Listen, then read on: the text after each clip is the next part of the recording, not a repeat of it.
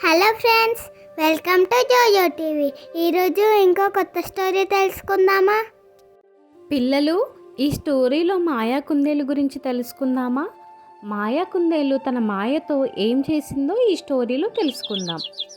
ఒకప్పుడు దట్టమైన పచ్చని చెట్లతో నిండిన ఒక పెద్ద అడవి ఉండేది. ఆ అడవిలో చిన్న చిన్న జంతువులు, పక్షులు అన్నీ కలిసిమెలిసి జీవించేవి. ఆ అడవిలోనే ఒక చిన్న కుందేలు ఉండేది. దాని పేరు చింటూ. చింటూ సాధారణ కుందేలు కాదు. ఇతర కుందేళ్ళలాగా బూడిద రంగులో కాకుండా చాలా తెల్లగా మెరిసేలా ఉండేది.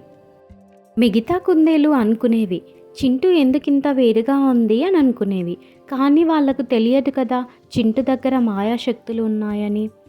చింటూ పక్షులతో మాట్లాడగలదు, జంతువులతో మాట్లాడగలదు, అవసరమైతే అదృశ్యం కూడా అవుతుంది. అలా అన్ని జంతువులతో మాట్లాడుతూ ఉండేది. చింటూ కుందేలు ఎప్పుడూ తన శక్తులను చెడ్డ పనులకి వాడదు. ఎప్పుడు ఇలా అనుకునేది, నా శక్తులు ఇతరులకు సహాయం చేయడానికి ఉపయోగపడాలి అనుకునేది. ఒకసారి ఒక చిన్న పిట్ట గాయపడుతుంది. ఆ పిట్ట ఎగరలేని పరిస్థితిలో ఉంటే చింటూ దాని భుజాలపైన ఎక్కించుకొని తీసుకొని వెళ్తుంది.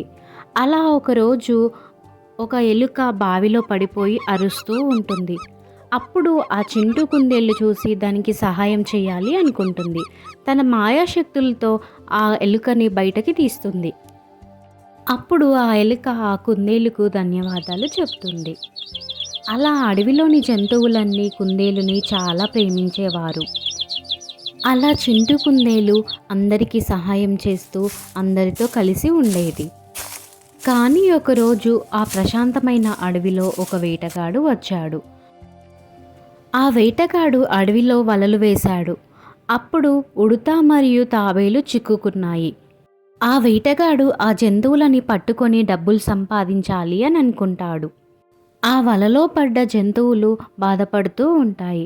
అప్పుడే అక్కడికి చింటూ కుందేలు వచ్చి ఇలా అంటుంది, మీరేం బాధపడకండి, నేను మిమ్మల్ని కాపాడుతాను, మీరు ధైర్యంగా ఉండండి. అలా చింటూ వాటికి ధైర్యం చెప్పి ఆ వేటగాడి ముందరికి వెళ్తుంది. ఆ వేటగాడు ఆ కుందేల్ని చూడగానే దాన్ని పట్టుకుందామని దాని వెనుక పరిగెడతాడు. అలా ఆ కుందేలు పరిగెడుతూ ఒక్కసారిగా మాయమైపోతుంది. అది చూసి వేటగాడు ఆశ్చర్యపోతాడు. అరే, కుందేలు ఏమైపోయింది అని ఆశ్చర్యపోతాడు. అప్పుడే ఆ వేటగాడికి ఒక గంభీరమైన శబ్దం వినిపిస్తుంది.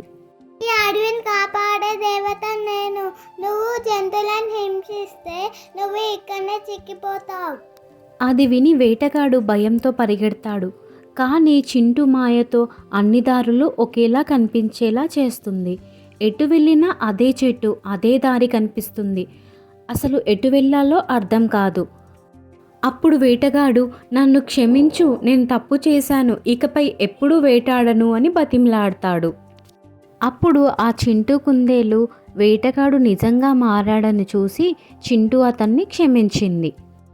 అప్పుడు చింటూ కుందేలు తన మాయతో మళ్ళీ దారి కనబడేలా చేసింది. అప్పుడు వేటగాడు వెళ్ళిపోయాడు. ఆ చింటూ కుందేలు తిరిగి ఆ వలలో చిక్కుకున్న జంతువుల దగ్గరికి వెళ్తుంది. తన మాయతో ఆ వలని తొలగిస్తుంది. వలలో చిక్కుకున్న అన్ని జంతువులను విడుదల చేసింది.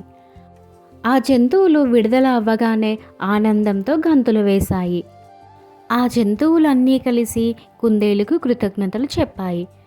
అందరూ ఆ కుందేల్ని అభినందించారు. అడవి మళ్ళీ సంతోషంతో నిండిపోయింది. పిల్లలు, ఈ స్టోరీ మీకు నచ్చిందా? నచ్చితే ప్లీజ్ జోయో టీవీని సబ్స్క్రైబ్ చేసుకోండి. మరో మంచి స్టోరీతో మళ్ళీ కలుసుకుందాం.